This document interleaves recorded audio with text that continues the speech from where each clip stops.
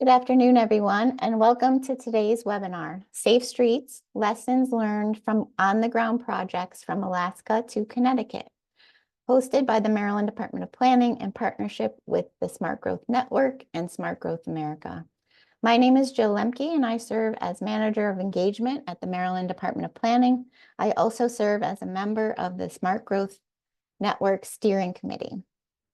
The Smart Growth Network is a national alliance of advocates, practitioners, policymakers, and local leaders working towards a shared vision for land use and infrastructure policies and actions that result in healthy, sustainable, equitable, and prosperous communities for all. Smart Growth America, who you will be hearing from soon, is also an active member of the Smart Growth Network. In addition to hosting webinars, we provide information on effective planning, development, and preservation practices. The Smart Growth Network website is currently undergoing a transition, so please stay tuned for updates. Today's webinar is one in a series of webinars hosted by the Maryland Department of Planning on smart growth and planning related topics. This webinar is being recorded and will be posted along with past webinars for viewing via the Maryland Department of Planning's website, planning.maryland.gov. The Planning Department's website also provides valuable information on statewide planning initiatives, planning tools, and educational opportunities with links to past and future webinars.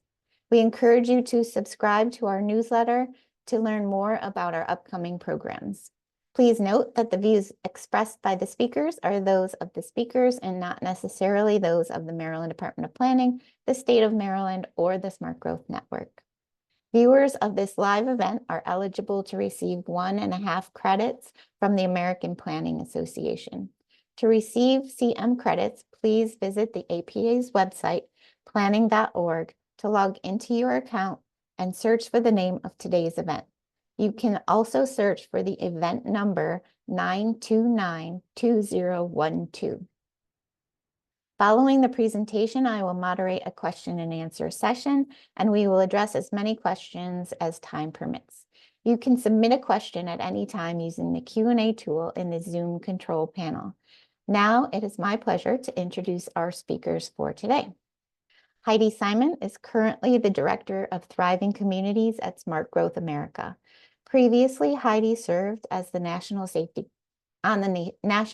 Council, where she managed the Road to Zero Coalition, composed of more than 1,500 stakeholders committed to reducing traffic fatalities to zero by 2050. She also developed new opportunities for communications, programming, and strategy for the National Safety Council's roadway practice, focusing on emerging issues within the field. Heidi began this work with the pedestrian advocacy organization America Walks and has focused her career on addressing mobility independence through the creation of safe, active, and accessible places to move and travel. Daniel McDonnell is the Multimodal Planning Manager for the Tennessee Department of Transportation, or TDOT. His office manages TDOT's Pedestrian Road Safety Initiative, Multimodal Access Grant, and curb ramp improvement programs to support safe, comfortable, and connected bicycling and pedestrian infrastructure. He previously worked in multimodal transportation with the Nashville Metro Planning, in policy and advocacy with Walk Bike Nashville, and in sustainability and environmental consulting roles. Daniel holds a master's degree in environment and sustainability from the University of Glasgow in Scotland, and an undergraduate degree in geography and environmental policy from Northwestern University. Anna Dearman is the walking and biking manager at the Nashville Department of Transportation and Multimodal Infrastructure.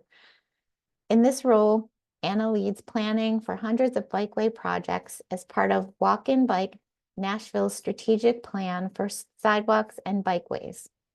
Anna advocates for walking, biking, and rolling as a way of life, as a life-giving way to get from point A to point B, and is working to ensure that everyone who lives in and visits Nashville is able to move safely and comfortably around the community.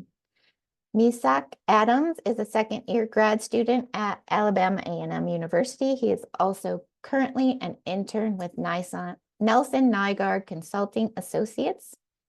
Before pursuing his degree in community and regional planning, he spent 2 years as an engagement assistant with Walk Bike Nashville. He even produced a podcast for the organization called Walkthrough. NESAC is also served as the City of Nashville Parking and Traffic Commission. When not working hard, you might catch him on the courts, shooting hoops, or cruising along on his bike. Now it is my pleasure to turn it over to Heidi. Welcome and thank you for joining us. Thank you for having me. I'm going to toss my slides up here on the screen and get started. As Jill mentioned, my name is Heidi Simon. I am the Director of Thriving Communities at Smart Growth America. And one of the, I think, favorite things I've done at the organization in the past year and a half is this program called the Complete Leadership Academies. And so I'm so excited to be able to bring it to you today to share some lessons about what we learned and to have the folks from Tennessee and one of the participating communities with me to talk about their experience as well. So for those of you who have seen our recent Dangerous by Design report, which came out in May, this won't be of any surprise to you, but unfortunately, the numbers continue to get worse for people walking in this country. Far too many are exposed to environments like those that you see on your screen here, where they are physically unsafe, put in uncomfortable situations, and just made to feel unwelcome in their own communities, in their own environments. We have seen a 75% increase in pedestrian fatalities since 2010, and it's just a devastating and troubling trend when you think that each one of these numbers is someone's loved one, someone's neighbor, and a community that is left forever changed by the crash that took someone's life. We know that this burden is not felt equally across all demographics, across all communities. Rates are highest in the poorest areas. This continues to be so with the 2022 data. And this graphic for me just makes it increasingly clear as to who we are prioritizing in our transportation system. We also know that people of color bear the greatest burden, with Black or African American and American Indian and Alaska Native populations experiencing a dramatically larger portion of traffic fatalities than their white counterparts. And we know where deaths are occurring. So this is the rankings of our top 10 deadliest places for people walking as released in May, with Memphis at the top. So relevant to the conversation we're having here today. And not only do we know where deaths are taking place across the country, we know where they are taking place within communities. And so the image that you see on the right hand of your screen is a map from our Dangerous by Design map. You can find it on Smart Growth America's website, but that tracks pedestrian fatalities. And in too many places, we're seeing clusters like this, where repeatedly people are dying on our streets in the same locations or near the same locations because we are not making the changes needed to address them. And we know what changes would be needed to address these fatalities, things like improved visibility through marked crosswalks, through narrowing lanes and narrowing roads to encourage slower cars, protected bike lanes and other protected facilities for people outside of vehicles. Really what we want are spaces where all people are physically safe, less exposed to risk, and feel safe and welcome in their environments. And we know that we can change. The streets that we have today are not inevitable. They are not preordained. Streets used to be vibrant, active places for people walking and engaging with one another, shopping, doing any number of activities. And we can have that again. We can make streets places again, similar to hopefully, the activity that you see on the photos here. So with all of that in mind, Smart Growth America started thinking about ways to make those changes more quickly, easier, and hopefully to influence more of them across the US. And one way that we wanted to do this is with the Complete Streets Leadership Academy. And what the Complete Streets Leadership Academy did was try and deploy quick build demonstrations, so temporary street design changes for addressing safety, addressing accessibility, addressing convenience, a whole bunch of things on state-owned roads. So these were opportunities to bring together local communities and state DOTs to address known issues in the community. And we wanted to do that focus because we know that a large portion of pedestrian fatalities occur on state-owned arterials. And we know that action is needed for those spaces, and that they are oftentimes a barrier for local communities to really improve safety in their areas, because the state owns and maintains those facilities and are not as directly connected as you might find on a local street or a local facility. We know from our years of experience doing quick build demonstrations that they foster collaboration and action. They're a way to get more people involved, more engaged. And we know that something needs to change. The status quo isn't working. And with this program, we really want to ask ourselves, what are those barriers collaborating between local and state partners? Why is it so hard for a local community to get their needs or their concerns heard by their state DOT? What types of processes and systems are needed to better facilitate that collaboration and create action in a more timely fashion? And can something like this work? Can a quick build demonstration be that vehicle for change to take place on our streets? So we worked with 10 communities across 4 states that you can see here to do virtual sessions, an in-person workshop, and to all work together towards putting in the ground a demonstration project that could be used to inform future planning, to help inform future grant applications or funding decisions, to engage the community around different ideas, things like that. 8 of the 10 communities ended up putting projects in the ground, which was great to see. But even the 2 communities that did not put a project in the ground still had great lessons, fostered new relationships, improved collaboration, identified things that needed to change. So the next time they go to do a quick build demonstration, hopefully something changes on the ground as well as just in those virtual sessions and in-person workshop. So what did we learn? What worked? What didn't work? A variety of things. We did see improved communication and increased opportunities for collaboration between state DOTs and local communities. One of the biggest things, I think, is getting everyone in the same room outside of the email addresses, outside of those Zoom square boxes that we see all too often, and remind ourselves that these are real people with real concerns, and get them into the communities that they work in. The projects would have proved increasingly difficult without state DOT's leadership to create the space, time, and resources to allow their staff to be part of this process. We did require that state DOTs apply and kind of take that first step on behalf of the communities. And I think doing so with that commitment really demonstrated to their staff that, yes, you can say yes, you can ask them questions, you can engage with folks in a way that maybe you wouldn't have otherwise. And really the most successful projects that we saw throughout this time were the result of strong leadership and clear intent from state DOT decision makers. And what do I mean by that? I mean that they really committed to the vision of getting something in the ground, to responding to community members' needs. They provided space for innovation and for even a need to pivot or change things as we learned more or had more discussions. One of the things that really stuck with me was hearing someone at state DOT say, don't take my first no as my last no. We want to get to a place where we can be on the same page. I might have to say no based on any number of things at some point in the process. Keep working with me, stay in this with me. And I think that that shared commitment and that shared goal really was one of the main determining factors as to whether or not a project went into the ground.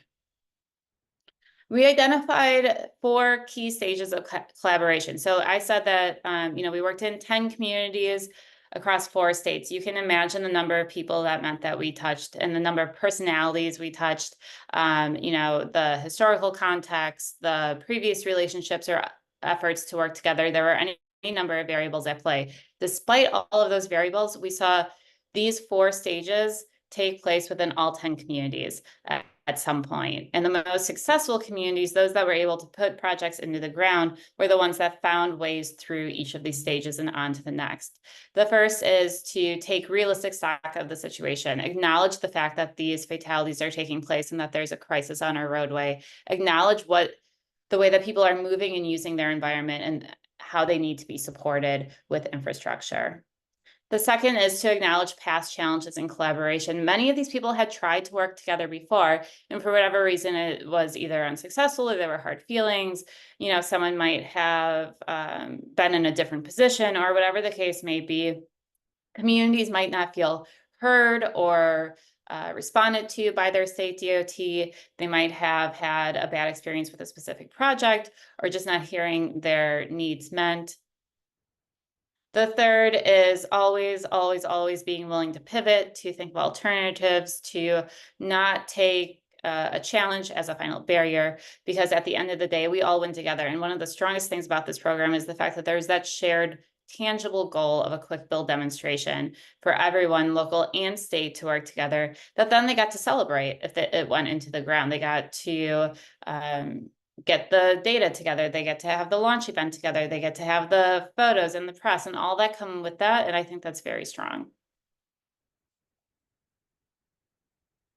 So just some things that we found when working that we think if a state DOT is going to consider doing quick build demonstrations with local communities and supporting local communities in these changes, are things to keep in mind. And the first is recognizing the scope of the crisis. I already talked about that, the need to really define and identify what is happening on the ground, but also, as much as possible, being there on the ground with that community and experiencing it firsthand. One of the things that we did in our in-person workshops were walk audits to get the state DOT practitioners out there experiencing it as someone living in the area would, and recognizing the need for new approaches. What we are doing is not work. So whether it is a new piece of equipment, a new type of technology, measuring things differently, defining success of a street differently, we need something to help move that needle, because what we're doing now isn't cutting it. The second is to create new processes and policies to enable quick build projects. Quick builds are new for a lot of states across the US, and we appreciate that. And that means that there's going to be new ways to do things. So for example, Connecticut Department of Transportation was in the process of creating kind of a pre-approved list of materials that communities could look at if they wanted to do a quick build demonstration, or maybe even going so far as like a pre-approved or a preferred list of type of quick build demonstrations. Other things that we saw were simultaneously approving a permit. So instead of it going from one office getting approved, going to another office within DOT, getting approved, et cetera, getting everyone looking at the permit at the same time to cut down that window, and getting feedback to the community as much as possible. Things like that can work within the systems in place already at a state DOT, but to enable the quick builds to happen faster and more frequently is really important.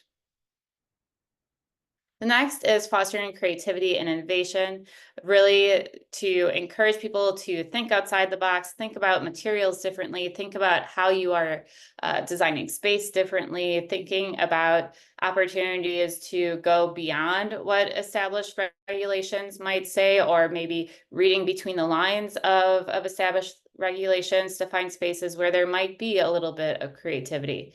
And the next is to seize every opportunity. So the photo on the street here is in San Leandro, California. They knew that their the state DOT, Caltrans, was going to be doing construction on this stretch of road anyway. And so why not do something, test it out if it's going to get torn up and taken out in the near future. And so they use that as an opportunity to put into place and test some things out before the road was going to be redone.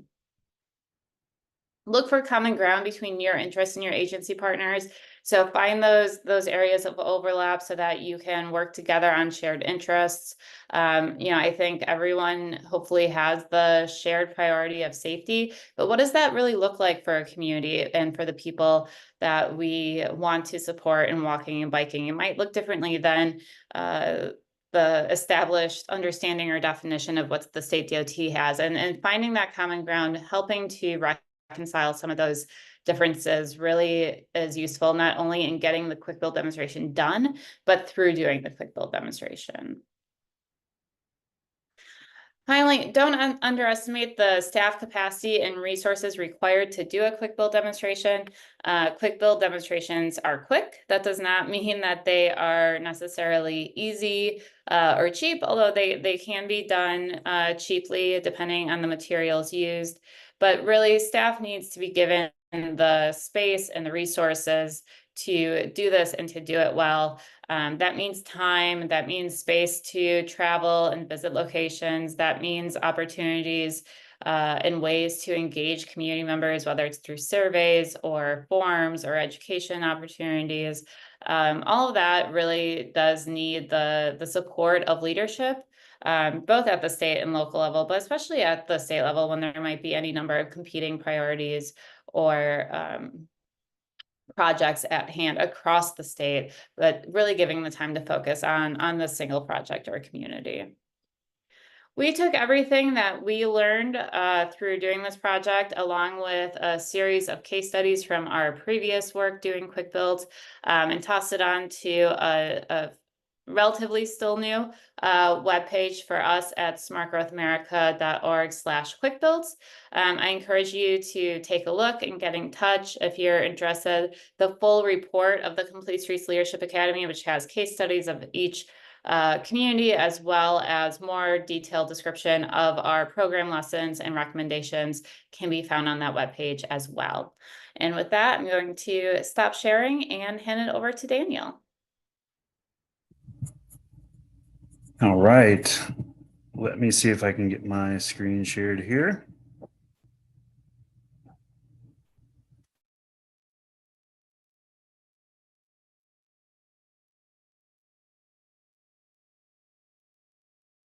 All right, thank you.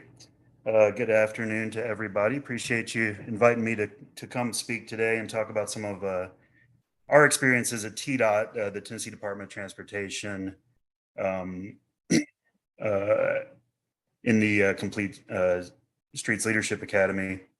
We worked with the city of Memphis, Nashville, and Chattanooga on this. The way I found out about it, actually, the bike ped coordinator in Memphis, a guy named Nick Euler, called me up and said, "Hey, they just announced this program is available, and we'd really like to do that, but you have to apply for it, and you have to find 2 other cities to do it with us." But we had been hearing for a long time that there's a need for this kind of quick build demonstration, and I'll get into a few more details about why our projects are not quick, but we knew the need for it. So it was pretty easy. We to make an ask of some of the other cities in Tennessee. So Anna immediately said yes, who will present later on their project, and also worked with Chattanooga, who very quickly said, we're in, we want to do this. So for a little bit of background, I wanted to kind of preface this with what we're doing as a state agency for the Complete Streets realm. And I think we're doing a lot.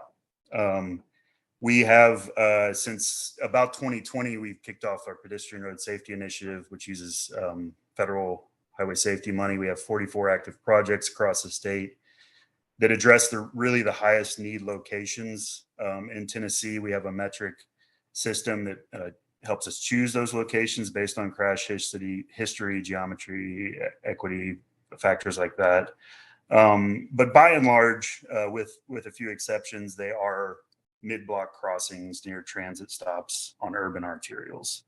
That's really where we see the fatalities and serious injuries, which just shows the need for countermeasures and something different there. And we use the FHWA, they call them the Spectacular 7 countermeasures, things like the PHBs, the pedestrian hybrid beacons, and the ped refuges, high visibility crosswalks, things like that. So we're working hard on that. We have a lot of projects in the pipeline. We also have a lot of other grant opportunities for local agencies. Our multimodal access grant, State Improve Act grant. Those are both state funded programs that give a lot of money to do this. And then, of course, many of you on the call will be familiar with the TAP program and CMAQ programs as well. We upgrade curb ramps every year and try to do that as work with the local agencies on redesigning striping during resurfacings. And then my team, the active transportation team, is involved in every project that goes through TDOT to coordinate on better multimodal infrastructure. But this all takes a very, very long time. And, you know, a major project could take 5 to 10 years if we're putting new sidewalks on a bigger project, or even at light speed, and we try to make the pedestrian road safety initiative projects as fast as possible, that they'll take 3 years. That's the minimum. And here's why. So the graphic you see there is a part of a conceptual rendering for a RAISE grant we applied to in Memphis. That's what we would love to see on our roadways. But there are a lot of reasons that it will take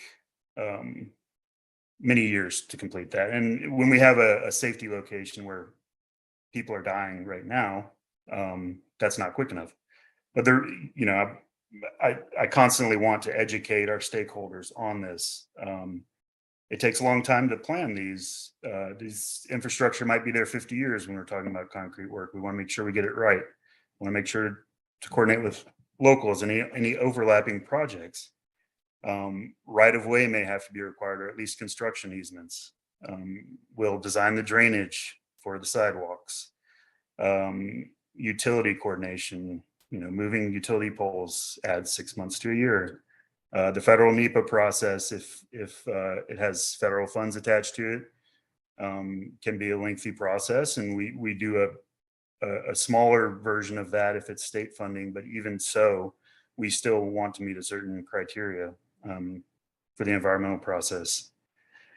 Procurement, a lot of this, the materials for quick build solutions simply don't show up on our pre-approved procurement lists. They're new, they're innovative, and we want them to, but they're not there yet. And then we have, you know, hundreds of projects going on at a time as an agency, and getting everybody in the room that needs to get in the room to prioritize this, it simply takes a long time. So kind of the two main principles of why we said, why do we want to go into this? Because we do want to make a difference, and we want to make it quicker, even though we don't currently have the process in place as a state agency. So how can we enable the cities to implement quick builds on our state routes? Because there has been a hugely expressed need that they can do it. They can do it quicker in a lot of circumstances. And then how can TDOT, how can we develop a process where this is actually enabled? And this was a one-off project we did at a location in Nashville about 5 years ago, where there was 1 or 2 pedestrian deaths or serious injuries every year. And these are the rubber kind of curbs and everything like that, solar RFBs, and the deaths and injuries went to 0 after that was put in. And that took a few months rather than the years that I was talking about before. So that's really what we want to see, the ability to do this. So specifically with the Complete Streets Leadership Academy, we wanted to learn the best practices. How do we do this? I have highlighted there, build the city and state relationships, and Heidi spoke on that, mentioned that several times. We have a regional kind of system in Tennessee where there are 4 different regions. And while our multimodal planning office initiates a lot of plans and projects and reviews and coordinates, it's really down to the regional level to have the responsibility for what goes on to their roads, the yeses and nos. The regional Engineers, I'm always coaching both sides, both the cities and the regions, to talk more, build a relationship, because this is new stuff. It's often complex, and it requires coordination to be able to get to that yes. So with that, that was one of the really important ones that I wanted to focus on, really to get to those ends of enabling the demonstration projects, develop pathways for that, and ultimately we're here to save lives.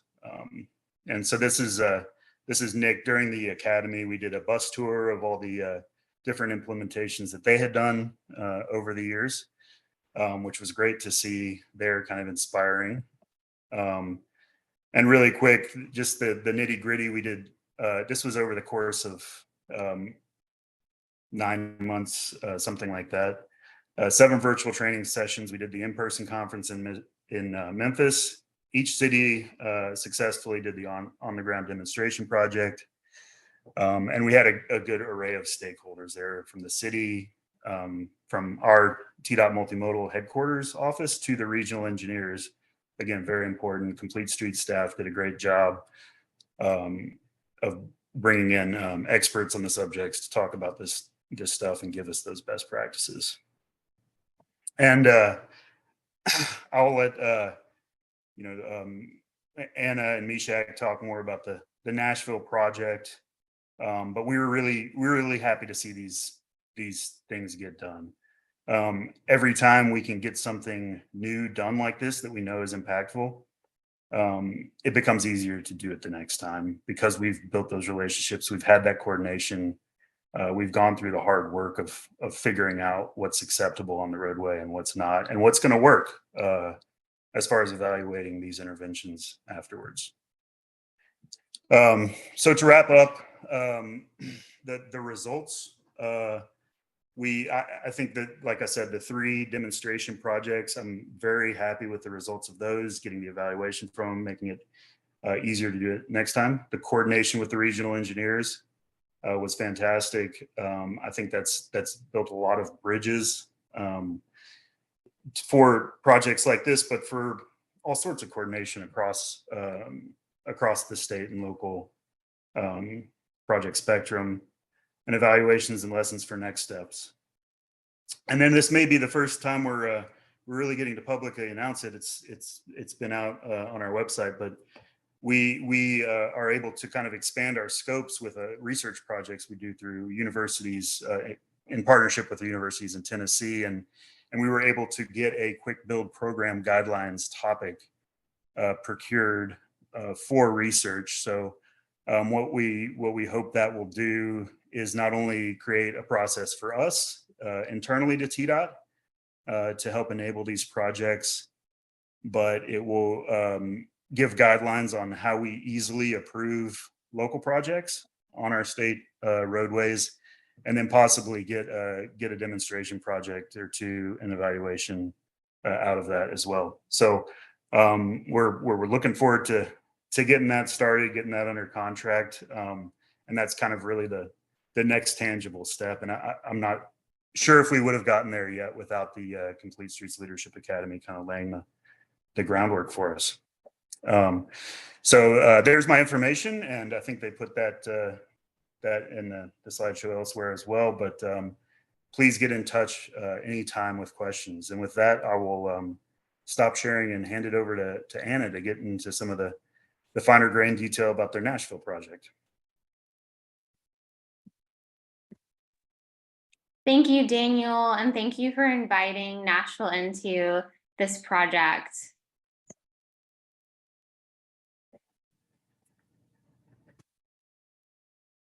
Pulling up my slides now. All right. Hello. Thank you for joining us today.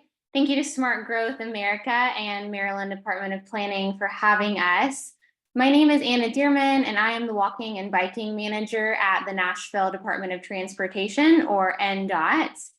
And as Daniel said, today I'm reflecting on Nashville's specific experience with the 2023 Smart Growth America Complete Street Leadership Academy.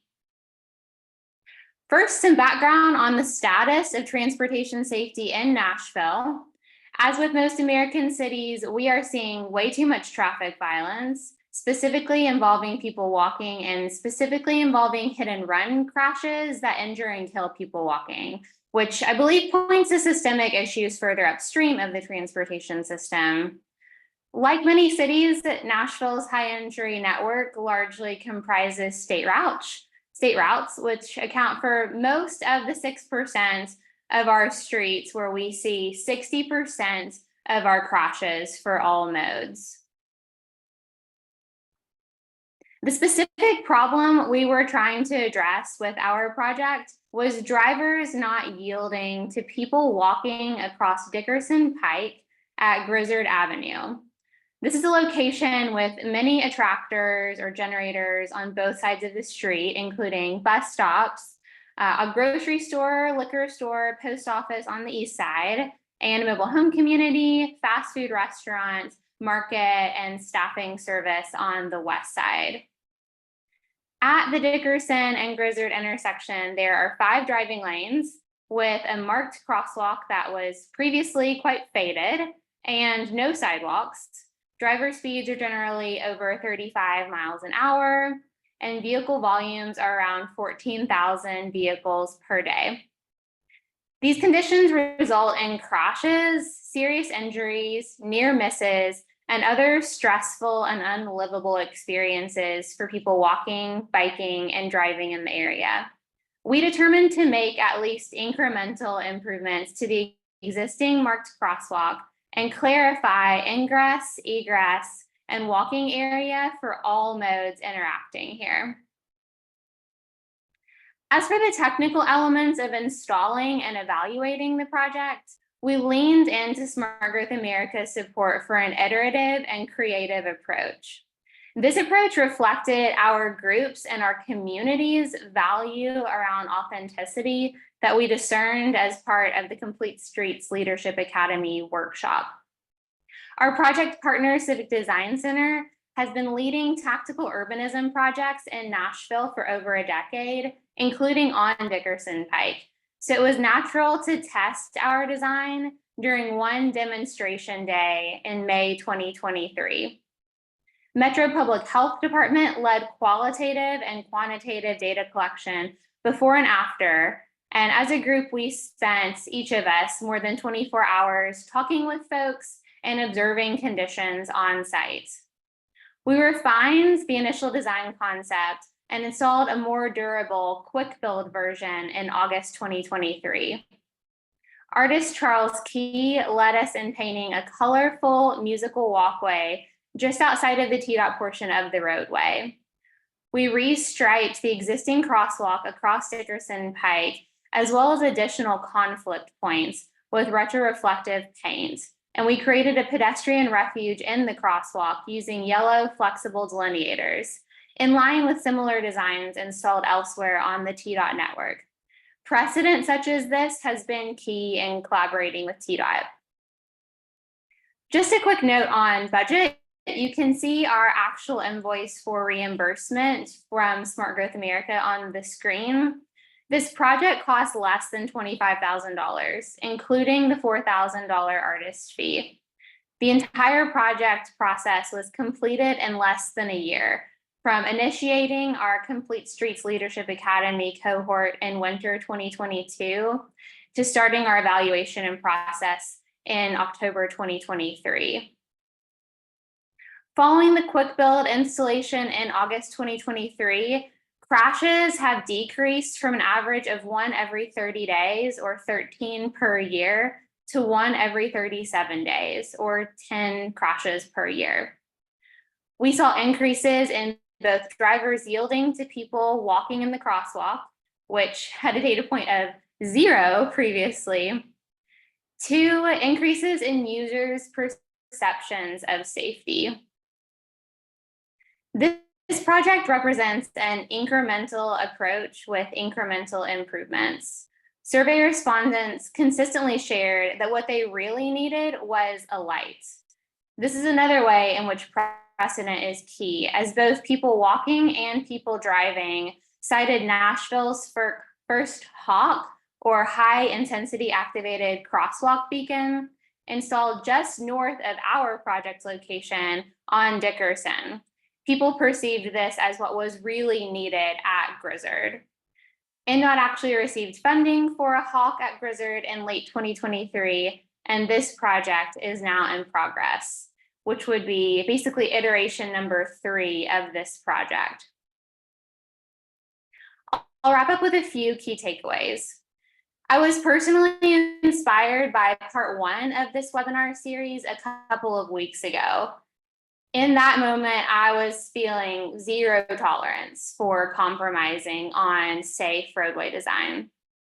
I often reflect on this year's pedestrian memorial by Walk Bike Nashville and Families for Safe Streets in February, where the hosts of the memorial were brand new parents, juxtaposed against one of the speakers, who was the mother of a woman who was biking last year when a driver hit her and she later died. In working on a multimodal safety and mobility project more recently, I recognize that for people who own businesses along a street, change can feel like a matter of life or death, as it does for me as a person biking. On our streets, what we really need is to move up and to the left of the roadway context chart, right-sizing streets and reducing speeds. This is the same as or parallel to how in our society we need to move further upstream of the transportation system to transform the conditions that make life harder for folks into communities that give life to folks. We have proven precedent for incremental improvements, and we must continue exercising this muscle. Now, I've shared my experience with the Nashville Complete Streets Leadership Academy project, but the story of our project on Dickerson Pike really starts with our project partners, Civic Design Center and Walk Bike Nashville. So now I'll hand it over to Mishak Adams to talk about his work with Walk Bike Nashville on our Dickerson Pike project. I've learned so much from Mishak about community engagement. I'm excited to hear from him. So Mishak, take it away. All right, thank you, Anna. And I'm just going to go through a few things that we learned and through this project. So the first thing we're looking at here is the project that was done by the Civic Design Center in 2021. And this project, personally, for me, was my first introduction to the concept of tactical urbanism and quick build projects. It was an inspiration to me, and this was the beginning of my own personal journey with Walk Bike Nashville and the Civic Design Center. And it was powerful, and it was important to me because this is the area in which I grew up in the neighborhood that I grew up in, and would catch the bus much like in the places that that Anna previously showed. Next slide. And so this talks about this is a preview of our Dickerson Pike pedestrian safety plan. And this was kind of a perfect time because a lot of the work that Walk Bike Nashville was doing at the time, along with myself, was under the guise of this pedestrian safety plan, in which we engaged over 300, 400 people over a year, walking up and down the corridor, asking them about their experiences, what they would like to see improved. And it came, the Complete Streets Leadership Academy came at the perfect time, because a lot of the needs of people were immediate. And as a person working on the ground and engaging the community members, I necessarily didn't have the resources to have immediate change. And the Complete Streets Leadership Academy gave NDOT, gave TDOT the resources to actually implement this sort of project.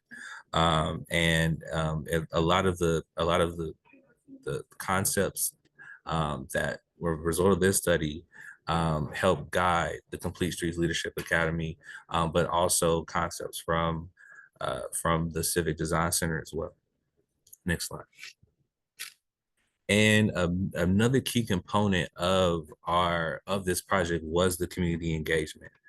Right around the corner from the location where we did the Quick Build project, there's a community center, It's called the Trinity Community Commons, and they host a meal every Tuesday.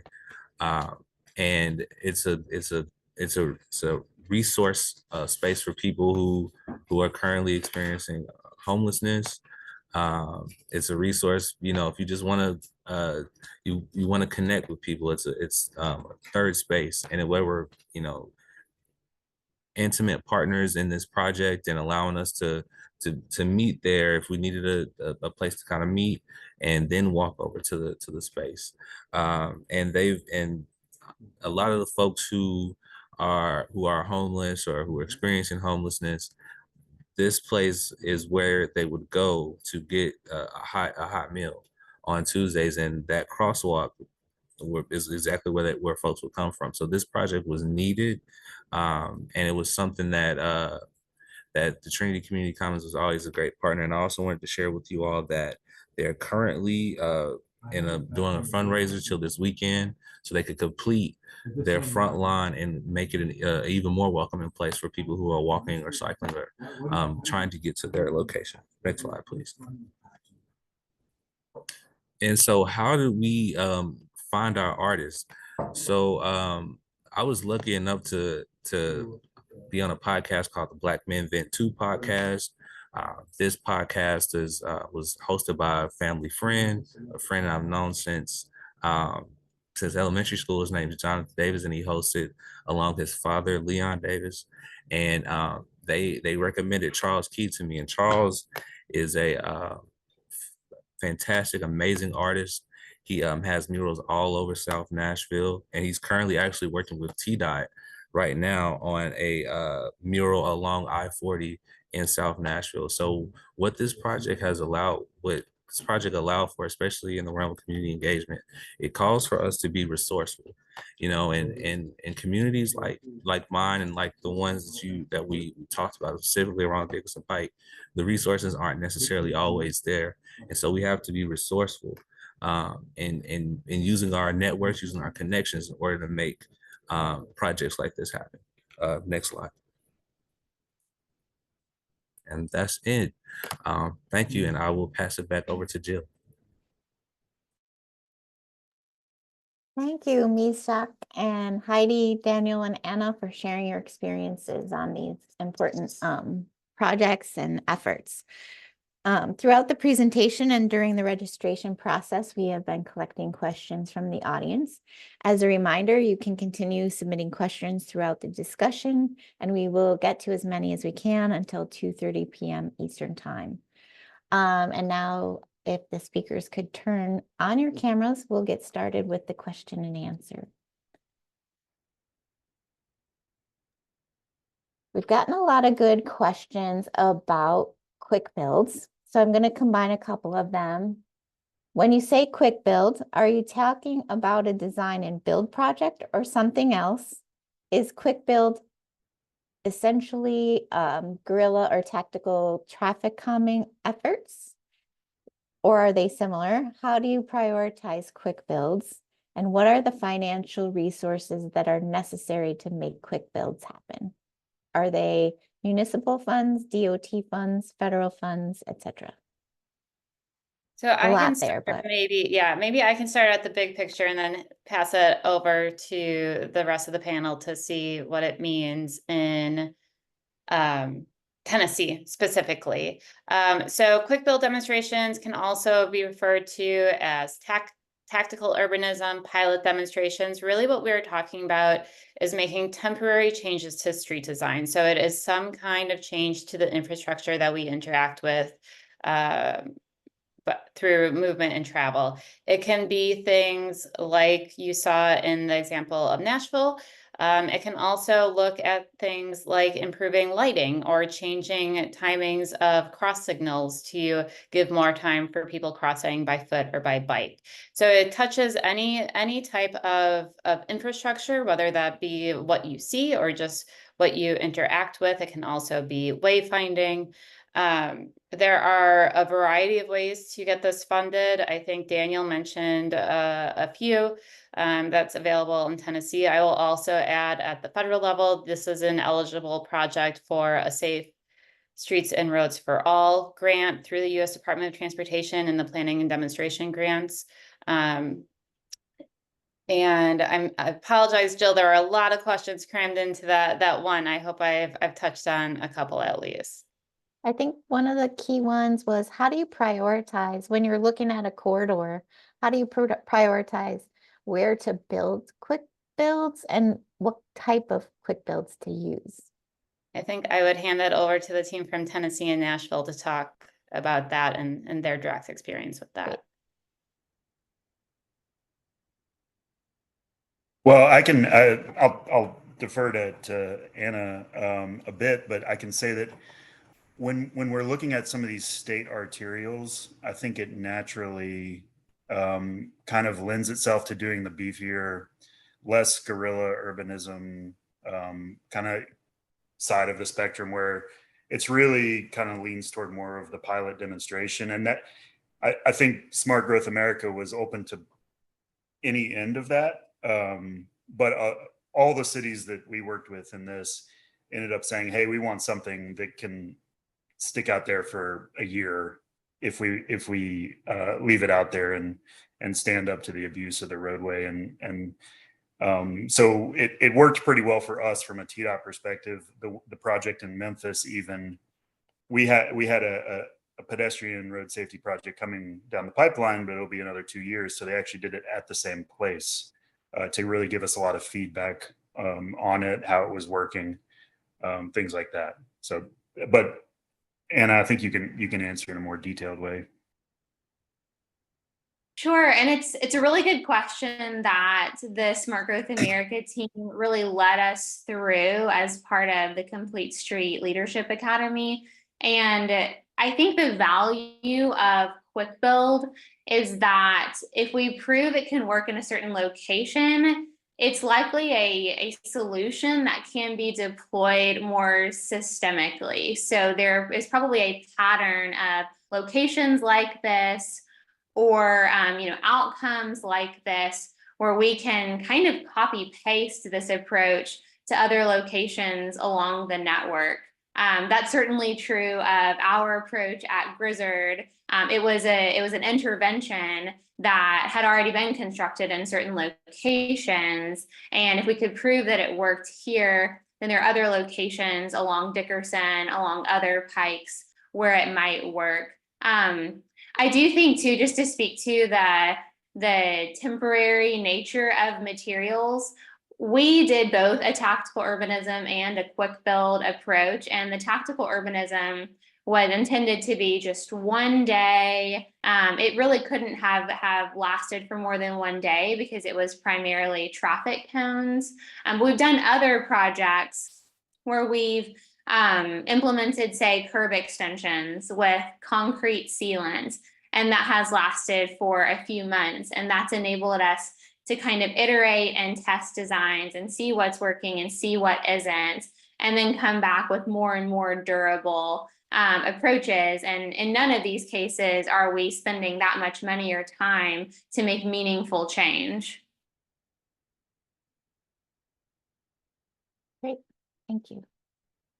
Anyone else have anything to add to that? Okay. I have a question, I think more geared towards Heidi and the program. Someone has asked, why were these states selected for the quick build demonstrations? Were they selected on the whether or not they were high fatality rate corridors? So it was actually an application process. We had the states submit interest to be part of the academy. We thought it was important for the state DOT to demonstrate that willingness and commitment, since the project was going to be done on a state-owned facility and they were going to be such a critical partner in this. So I can let Daniel speak maybe as to why it caught the attention of the state DOT, but it was really intentional. We wanted that buy-in from the get-go. So the 4 states that participated were applicants for the program. Great. Yeah, I mentioned this just a little bit in my presentation. The city of Memphis came to us, said we really want to do this, and it was an application. We needed letters of support from each city. We needed buy-in. We didn't have the specific corridors selected yet at that point, but each city needed to say we want to do this, and TDOT, the State Department agency, needed to be the organizer and say they wanted to do it. So it was a mildly intensive process, and yeah, to get selected. Great, thank you.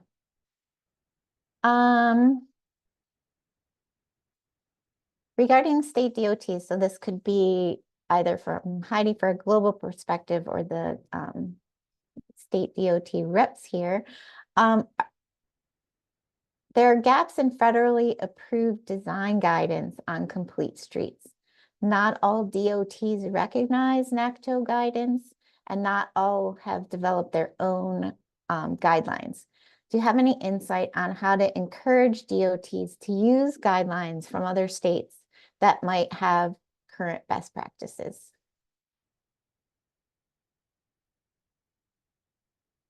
So for us, one of the benefits of doing quick build demonstrations is that it might expose state DOTs and give them an opportunity to test out or explore guidance that maybe they have not worked directly with in the past. It also, the cohort model really allows them to see what is being done elsewhere in a way that works. And I think providing that space for partnership with the local community might be going further in their design guidance than at the state level, and it can encourage maybe some collaboration and some peer learning there as well, is what I would say across all 4 states. Are there opportunities for peer exchanges amongst the different communities involved in the program?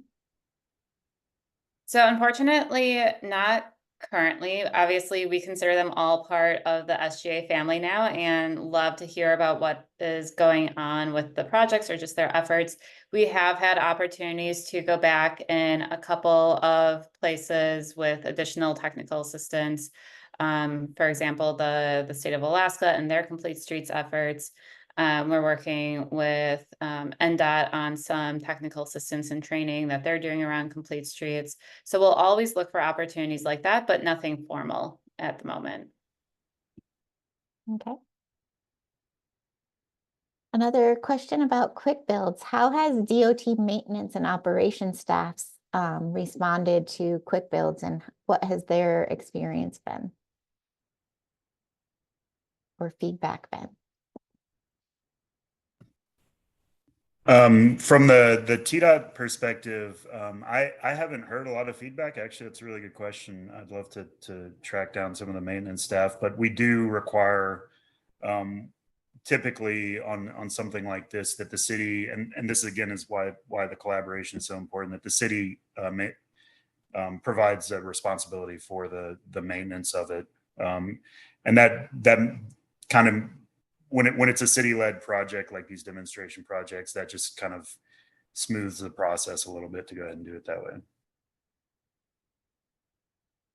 I'll say from the local perspective, huge kudos to our operations and maintenance crew in Nashville. They were so game for this, and I think they've had to develop a lot of stamina around rapid change in Nashville.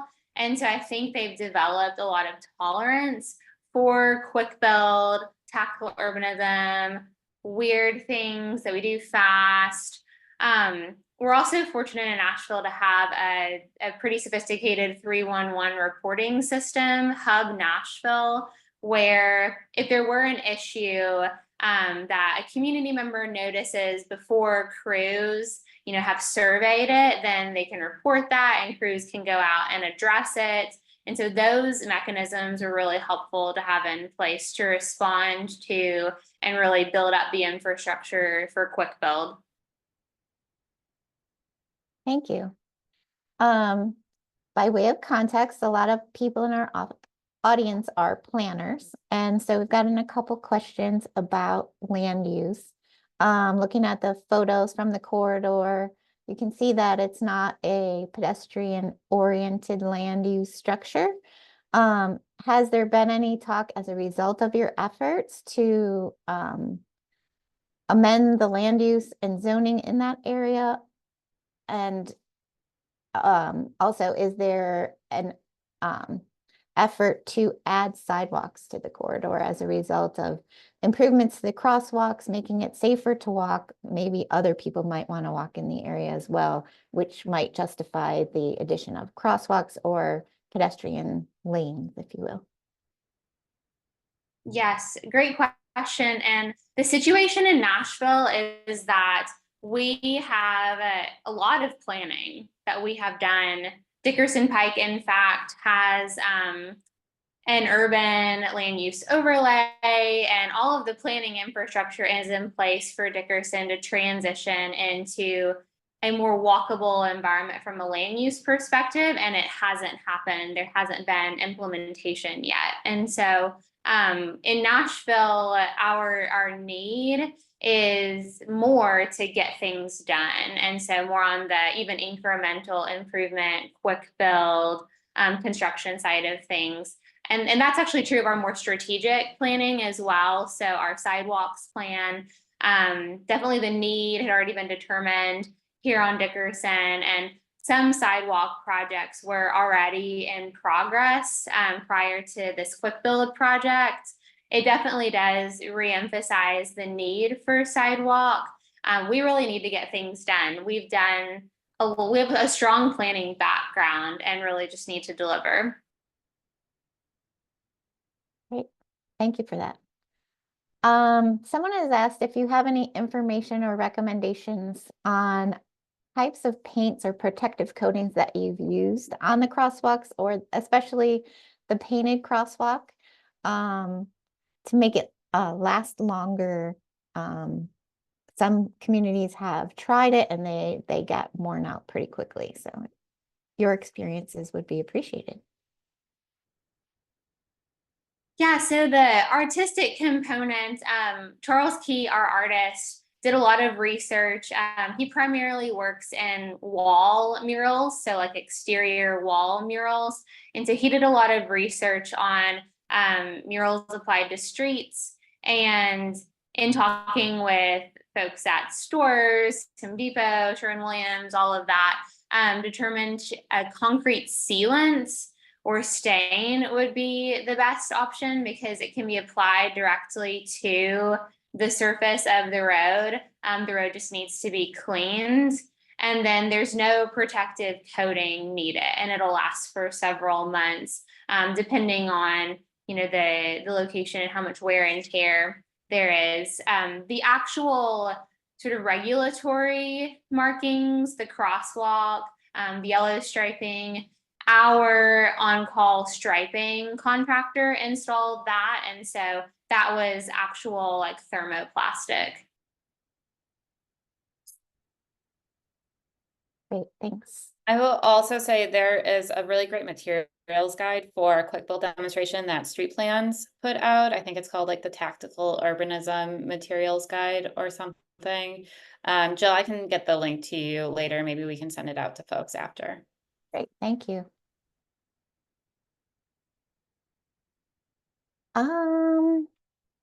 One question I think is specific to Tennessee. Had TDOT been open to using the 7 spectacular countermeasures from the beginning, or was regulatory change needed? For example, some states do not allow the use of hawks signals.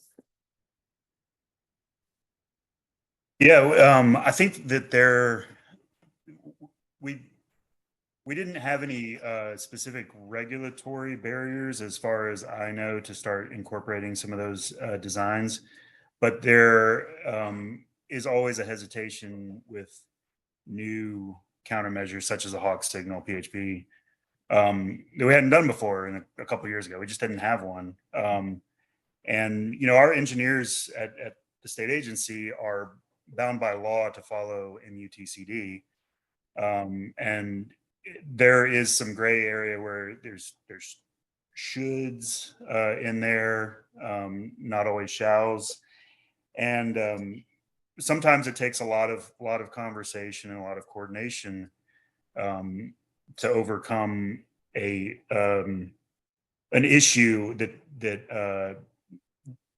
that one of our representatives would be cautious on when it comes to implementing something like that, like a PHB, say within 100 feet of a intersection, which is one of the things that's been changing in the MUTCD. We don't do all of those. One of the things we haven't done yet is a raised crosswalk.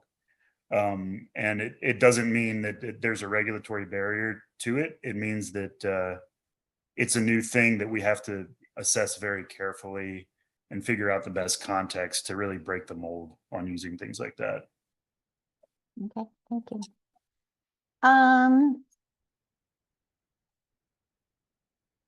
One really good question, which I think goes to Heidi, but maybe some of the others can jump in as well.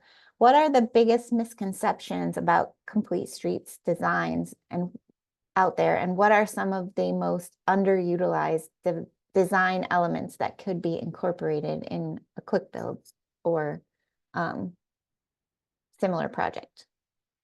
I would love to hear everyone's myths or misconceptions about complete streets. Some that we hear, well, one that I'll start with is just this idea that it can't be done or that it shouldn't be done, when the changes that we are talking about might mean making different choices or using funds differently or making different priorities, but it's in response to a need. And we are making choices, we are choosing things based on, current thinking and making those choices maybe without critically thinking about how or why.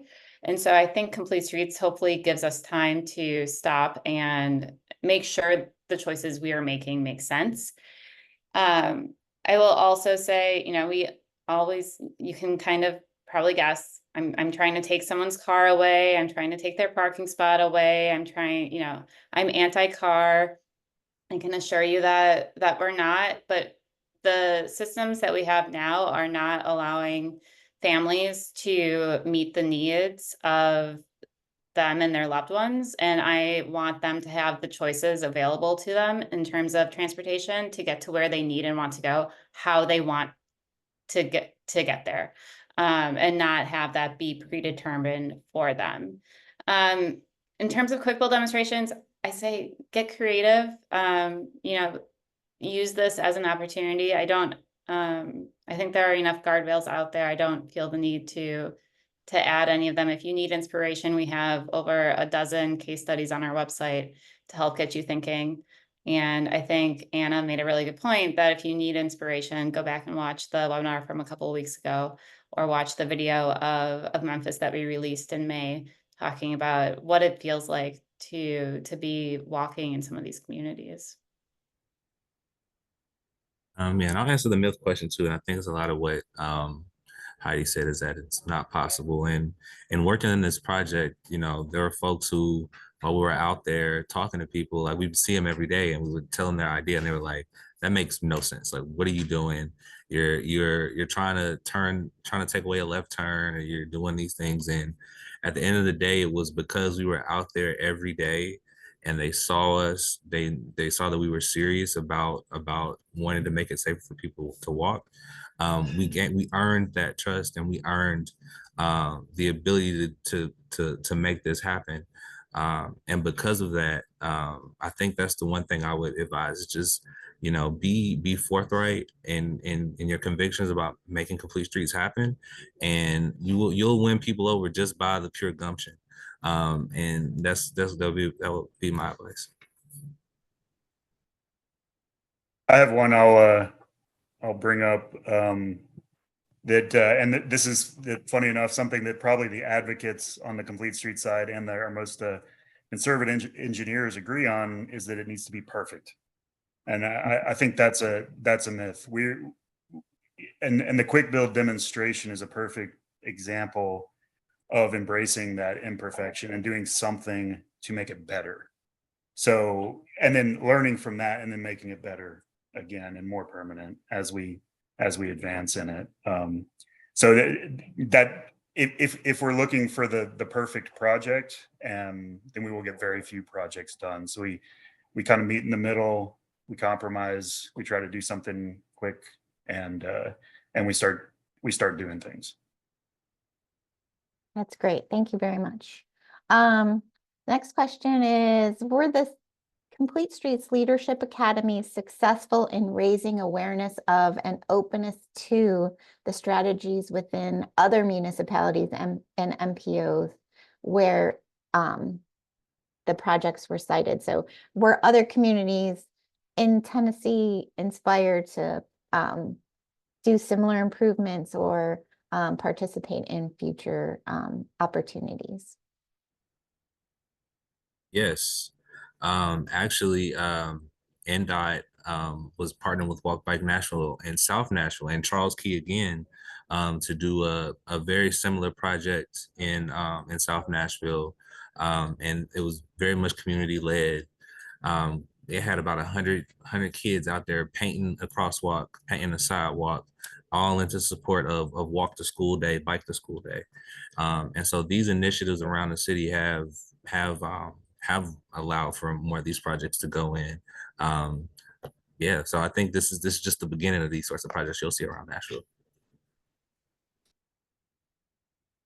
Now, I'll say we were limited to 3 participants in the Complete Streets Leadership Academy. We have 4 large urban areas here. Knoxville is left out. They feel very jealous, but I think we're gonna show them a little bit of love with the research project we're doing and get some demonstrations in there. And then a lot of our suburban communities too, I think are very interested in it as well. Great. This next question is kind of a global question, but touches on some of the information that Heidi presented in the beginning. If we understand that communities with socioeconomic challenges, as well as Black, Brown, and Indigenous communities have challenges with the number of fatalities on their roadways, how do we get state and local governments to take part in infrastructure bills without getting bogged down in the politics of that? Well, I think part of it is recognizing that the trends that we are seeing in fatalities is because of choices in investment or how we have decided to build roads through these types of communities and not in these communities and serving the communities themselves. And so I think hopefully Complete Streets as an approach and projects like these flips that on its head so that we are really hearing from community members and how the built environment needs to serve them as the first and foremost priority. And I think any policy that supports that is worth looking at. I will say in terms of the political factor, I wish street safety wasn't political. I think when you're talking about someone being able to walk to school or bike to work or just engage with their community, we can all get on the same page. And partnering with community organizations and organizations like Families for Safe Streets that really help to remind us of the human cost of this, hopefully can make the argument that this is something we really need to come together on. Thank you. Has anyone done post-project follow-up survey interviews with folks in the community, such as with people benefiting from the Nashville project, to see how they felt about the quick builds and how they're going?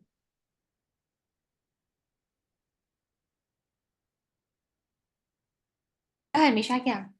Yes, we have, and because of, again, partnering with, Trinity Community Commons right there, a lot of the folks who use that crosswalk go over to the dinner, and it was an improvement. And, just an anecdote, another reason why we chose that specific location was because somebody who we grew close to got hit at that exact location about a year before this project even happened.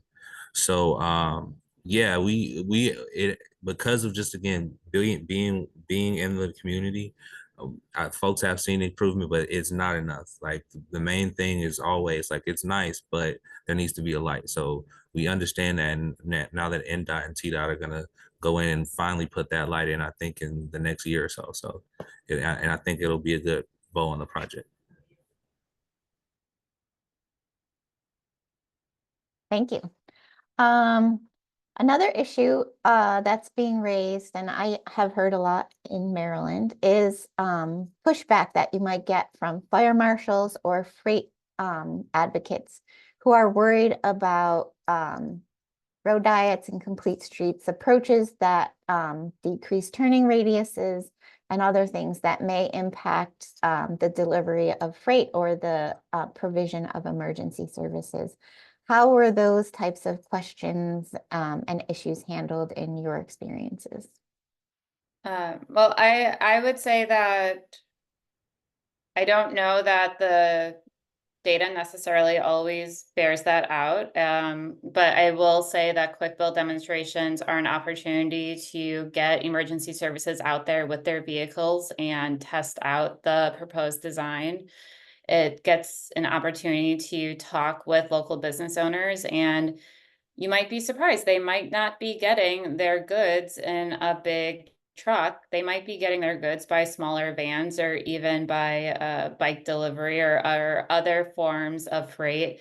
The actual freight routes might be confined or might be able to be contained to more appropriate locations than something that is trying to operate as a main street or a neighborhood connector. Any I'll experiences just, from? Go I ahead. can speak to the location specific in Nashville. I think coincidentally, just a block away from our project is a more major intersection. And we've been working with our transit agency, WeGo Public Transit, and with TDOT and as NDOT to add truck aprons at that intersection to reduce curb radii and shorten the pedestrian crossings. That location sees even worse outcomes than Dickerson at Grizzard. And I think what's been key in that situation, and I think so many situations, and what Mishak in particular is so good at, it's like there's no shortcutting, just one-on-one, like relating to each other, and there's no substitute for that. So whether it's trying to get feedback from people on how this is or isn't working for them, or coordinating with staff at an agency, it's a conversation, it's relating to each other, it's going back and forth on well, here are my values, here are my desires, here's what I'm accountable to, travel time reliability or whatever it is, and then just kind of negotiating that. And certainly like experiencing it on site in your body or testing it out with Quick Build is helpful. But I feel like that relational aspect can't be sort of dismissed in preference to the technical or sort of technocratic aspect.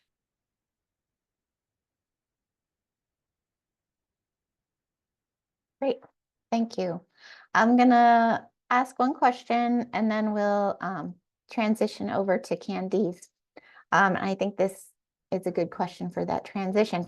What is the process for initiating these projects from a local level?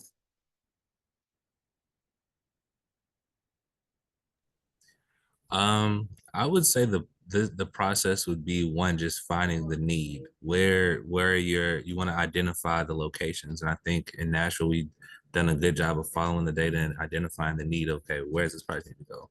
I think the next step has to be engaging the community on it. We're looking at the data. Does this match? Is your experience in matching this data? And that has to be the key. That's the main key, is like talking to folks and gaining their trust, so that when you do try to implement some sort of change, that it's accepted and it's garnered. And then from there, it's just rinse and repeat and continue that cycle of identifying spaces, um, engaging the community, and then going out there and doing it, and you will see success. Thank you. Does anyone else have any final words of wisdom that you would like to add before we transition over to Candice?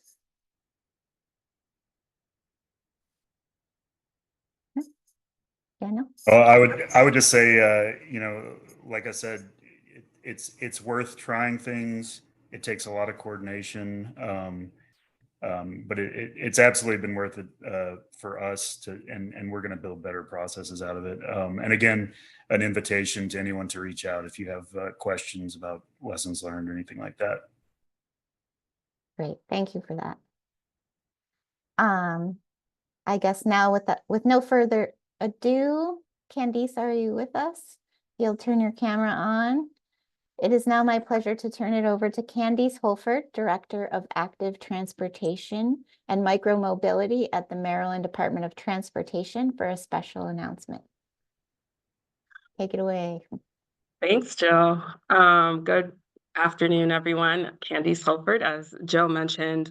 I just wanted to come on and announce that we are so happy to be partnering with the Maryland Department of Transportation with Smart Growth America for our version of a CSLA.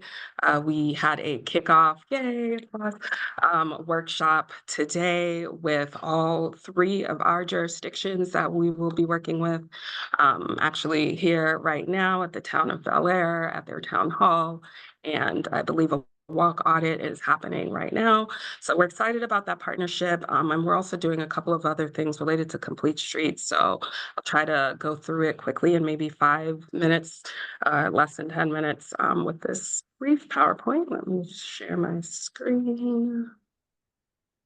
This one. Share. Hopefully that works. Can we all see Can you make it PDF full screen? screen?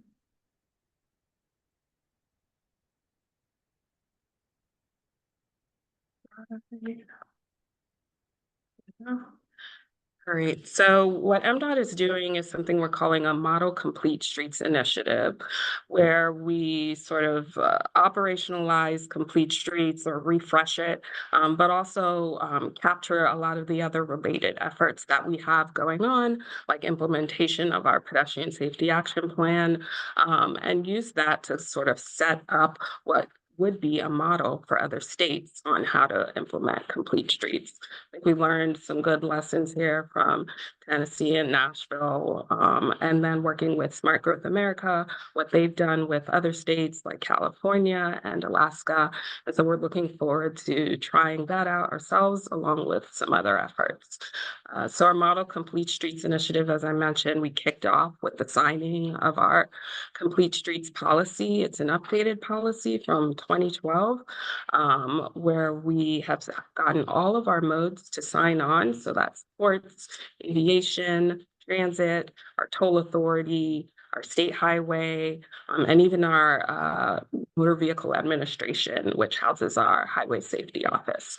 Everyone is signed on to this policy for the first time ever, and we've updated it to incorporate some of the emerging practices in our industry. This is a picture of Secretary Paul Wiedefeld signing the policy with just a few of the modes, the modal administrators, but we did get all signatures. So it's a big deal, and we're happy to use the CSLA to sort of pilot implementation of that policy. I also have listed here some other things that we have included in our Complete Streets initiative. Like I said, the implementation of our pedestrian safety action plan, and some other things that we are putting out on a recurring basis, but with a new lens, like our strategic highway safety plan.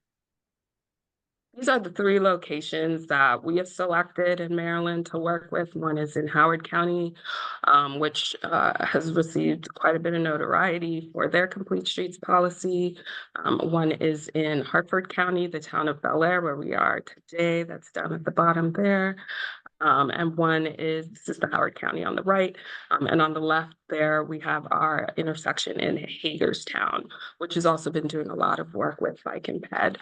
So lots of, we have a good range of contexts there, but also an opportunity to work with local jurisdictions at the intersection of local and state roads. So as I said, in Maryland, we have a new policy, and I keep saying new because it is quite different, but it's an update. Some of the things that we wanted to focus on for this policy specifically are listed here. So our public involvement was a key component, making sure that we are addressing underrepresented populations, vulnerable users, and lifting them up as a part of this policy. We want to make sure that we're including all of our modes and our stakeholders early and often.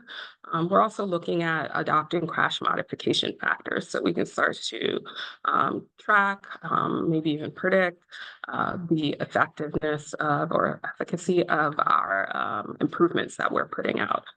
So we're hoping to do that over the next few months, as well as get all the modes to start adopting complete streets objective statements that they carry through from planning or really from concept development all the way through maintenance of the project. And then finally, establishing some measures like level of traffic stress and pedestrian level of comfort as standards for all of our modes to adopt and use. We do have an LTS model for the state, and we're hoping that we can collect sidewalk data to do the same thing for our pedestrian facilities. And so where we are right now is just on implementation. We have a policy, but we want to give the modes 6 months to really figure out how to implement it. And that involves reaching out to the public, getting some feedback from our partners, from our MPOs, but then also doing some pilot projects in our Model Complete Streets initiative efforts. So the CSLA is a great opportunity for that. It'll help us start to revise our other standards and supporting policies and guidance, which is a key task for us over the next 12 to 24 months. And then also looking at our decision-making processes and making sure that we're changing those too. Third, we want to look at modifying our approaches for how we measure performance. So again, adopting those crash modification factors, seeing how we're tracking it in our strategic highway safety plan, and just lining up all of those documents that drive our work plans year to year. Fourth, we want to look at how we are communicating complete streets internally and externally. So we'll be delivering some trainings around that. And then finally, providing ongoing education and training. We're kicking that off next week by training internally at MDOT all of our modes on what it means to develop an implementation plan, the steps that they should be taking over the next few months, and milestones that they want to hit every month or two. So we're really looking at that cultural shift internally, and then externally, just removing some of those barriers and creating more transparency, and really just thinking about all users. So that's kind of where we are right now. I think that's the end of the presentation, but excited to be next in line, and thank you for sharing the lessons learned. Tennessee and Nashville, and Heidi, really looking forward to working with you and the team. That's great news. Thank you, Candice. With that good news, we are now at the conclusion of today's webinar, Safe Streets, Lessons Learned from On the Ground, from projects from Alaska to Connecticut, and coming soon to Maryland. I would like to offer our sincerest gratitude to our speakers for joining us today and for sharing their experiences on these important issues. Thank you to everyone who attended, and as always, thank you to John Coleman, who helps keep our webinars running smoothly. The complete recording of today's webinar will be posted online. When you exit today's webinar, please take a moment to respond to our brief survey and provide feedback so we can continue to improve the process. Those who checked that they require a certificate during registration will receive one via email after the webinar. Please keep an eye on your email box for information on future webinars sponsored by the Maryland Department of Planning and the Smart Growth Network. I hope you will join us for future webinars. Have a great day, and hopefully we'll see you at a future event. Thank you.